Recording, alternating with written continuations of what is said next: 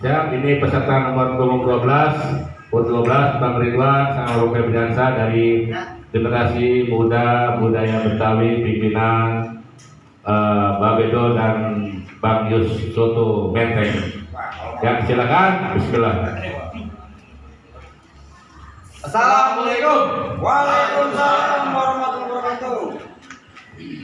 Kenalin, saya Bang Ridwan. Dan saya Febrian, Kami dari Sanggar generasi muda budaya Betawi alias GMBB. mau ngebawain pantun tentang Hari Pahlawan. Mau dengerin ya? Bang, ini kan temanya tentang Hari Pahlawan. Saya punya pantun nih, Bang. Apa tuh bang? Dari Tegal ke kota Jember, naik pedati duduk samping kawan. Setiap tanggal 10 November kita peringati Hari Pahlawan. Wah, itu sih kudu bang. Apalagi kita sebagai warga negara Indonesia yang baik, wajib memperingati Hari Pahlawan. Karena dulu Bung Karno pernah pesan bang. Apa itu, Bang? Lihat angsa di buku majalah, angsa ditangkap kena palanya. Bangsa yang besar adalah bangsa yang menghargai jasa pahlawannya. Waduh, Bang, kalau ngomongin soal pahlawan, di Betawi juga punya pahlawan, Bang. Nah, siapa tuh bang? Coba bang kasih tahu. Barangkali saudara kita di mari ada yang belum tahu bang. Bang, beli minyak di daerah Ciawi, pedagangnya kudu disamperin. Betapa banyak pahlawan dari Betawi, salah satunya Muhammad Uzi Tamrin. Wah, itu sih emang harus kita bang. Tapi dulu juga ada bang jawara dari Betawi yang mempertahankan kemerdekaan. Salah satunya Bang Pitung. Bang, Jalan Margonda ada di Depok, banyak pohon sawi dan pohon jati. Kata orang Belanda, Pitung adalah rampok. Tapi bagi orang Betawi, Bang Pitung adalah pahlawan sejati. Oh, banyak juga, Bang, pahlawan dari Betawi. Oh, banyak bang, kalau kita sebutin sampai ajan maghrib nggak bakal kelar. Saya bangga, Bang, jadi anak Betawi. Makanya kenapa tuh bang? Saya bangga jadi anak Betawi karena pergi saya bangga, Bang, jadi anak Betawi. Makanya kenapa?